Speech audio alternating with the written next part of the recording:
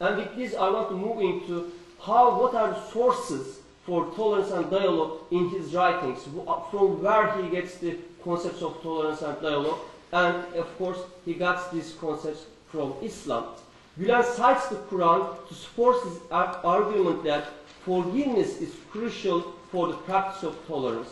But he also makes it a point to address the tradition of tolerance and dialogue in Islam. The source of knowledge in Islam are first and foremost the Quran itself, which is the divine revelation of God. And secondly, the Sunnah and Hadith, which are records of Prophet Muhammad's life and sayings. Thus, Gülen supports his claim that the practice of tolerance has a long tradition in Islam by citing the Quran, Sunnah, and Hadith. So those are the sources that he's using to explain this concept. Gülen provides extensive citations from the Quran, Sunnah, and Hadith in his writings to reveal that tolerance is a trait most loved by God and that it is fundamental to being a true Muslim, and thereby sheds light on the importance of tolerance in the Islamic identity. For example, he states, quote, Prophet Muhammad, peace be upon him, was woven with threads of peace and tolerance just like a beautiful piece of lace. To begin with, peace is basic to Islam, unquote. Gülen cites the Quran, quote, the Quran strongly urges forgiveness and tolerance. And here he is using a verse, chapter 3 of Quran, verse number 134. It says, they swallow their anger and forgive people. God loves those who do good. Gülen further cites the following verses from the Quran as example of the presence of tolerance and dialogue in Islam. Quote, in addition to being commanded to take tolerance and dialogue as his basis while performing his duties, the Prophet was directed to which points he could hold in common with the people of the book. This is a verse from Quran, chapter 3, verse number 64. It says, say, O people of the book, come to common terms as between us and you, that we worship none but God, that we associate no partners with him, that we take not some from among ourselves for lords other than God. In other words, those whose hearts are exuberant with belief and love are commanded to behave with forgiveness and tolerance. Even to those who do not believe in the afterlife, tell those who believe to forgive those who do not look forward to the days of God. It is for him to recompense for good or ill each people according to what they have earned. Again, this is from Quran, chapter 45, verse number 14. And this whole part was a quotation from Fethullah Gülen. Furthermore, Gülen takes note that even during challenging times, tolerance must always be advocated. According to Islam, quote, according to Islam, tolerance is essential in every area of life. Even during warfare, the Quran exhorts the Muslims to stop fighting and make peace if the other side offers peace, unquote. Gülen continues, quote, everything should be evaluated on the basis of right and truth.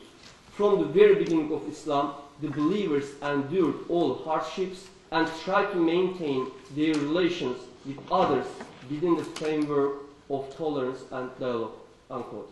So with this also I want to move into another section. Here he is defining the importance of tolerance and dialogue for coexistence. There is a reason why Gülen dedicates so much of his writings on tolerance and dialogue, to citing their presence in Islam and history. By showing his audience the tradition of tolerance and dialogue in Islam, Gülen effectively discredits misrepresentations of Islam as a violent religion. Non-Muslims may be ignorant of the presence of these moral values in Islam, especially when they are confronted with media depicts of terrorist attacks. It is important to note, however, that ignorance of the peaceful values of Islam may run both ways, unfortunately. Non-Muslims may fall victim to misinformation and misrepresentations of Islam and the religion of this religion, but on the other hand, the uneducated Muslims too may be ignorant of the Islamic commands for practicing tolerance and dialogue, and that's the other side of the coin. Gülen's appeal to the Muslim community to melt even the hardest meteor cast at him or her suggests that there is nothing that Muslims cannot find within their hearts to tolerate. This appeal is akin to Jesus' command for his followers to turn the other cheek. And indeed, Gülen himself complements this behavior. Furthermore, Gülen entreats the Muslim community not to respond to attacks with violence, anger, or hatred, but rather with love, affection, and dialogue. The ability to tolerate the most difficult attacks is like melting the hardest meteor. And the capacity to love and promote dialogue is like radiating light. And the power source for these actions is faith in God.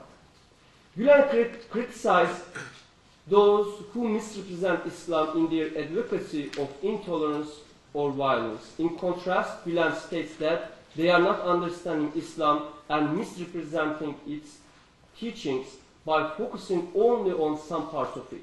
For example, of Bin Laden and Al-Qaeda, he states, quote, taking the Prophet's actions as essentials, it is understood that Bin Laden cannot cast a comprehensive look onto the matter.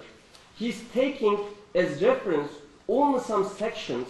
He does not explore in general terms the Quran, the Sunnah, and the understanding of Salaf Salihin, which means prominent guides among the companions and other followers. Similarly, the section in Quran that states, kill polytheists wherever you see them is taken literally and out of context by Usame and others like him, without looking at what precedes or what follows this verse. Such an understanding brings about misinterpretations. This verse means to punish those who have accepted you and become part of you, and who have then rebelled and betrayed the nation in hostility. Every state protects itself from such treachery and punishes the traitors. This verse is followed by, if they return, say their daily prayers, fast during Ramadan, and find their original paths, release them. The interpretations of Bin Laden and others like him come out if the arguments are based upon one single word that is taken out of context. And with this, I want to move into conclusions very quickly. The concepts of dialogue and tolerance are two important universal values Gülen emphasizes in his teachings. In his writings, he emphasizes the importance of these concepts for establishing peace in the contemporary world. Gülen sees tolerance and dialogue as methods by which ignorance and misunderstanding among people of different cultures and religious faiths may be erased. For Gülen, tolerance and dialogue are the necessary elements for coexistence and ultimately peace among the world's civilizations. Gülen defines it as the acceptance of other people for whom they are and the ability to coexist with them. As such, Gülen believes that forgiveness is the primary moral trait that is intrinsic to tolerance.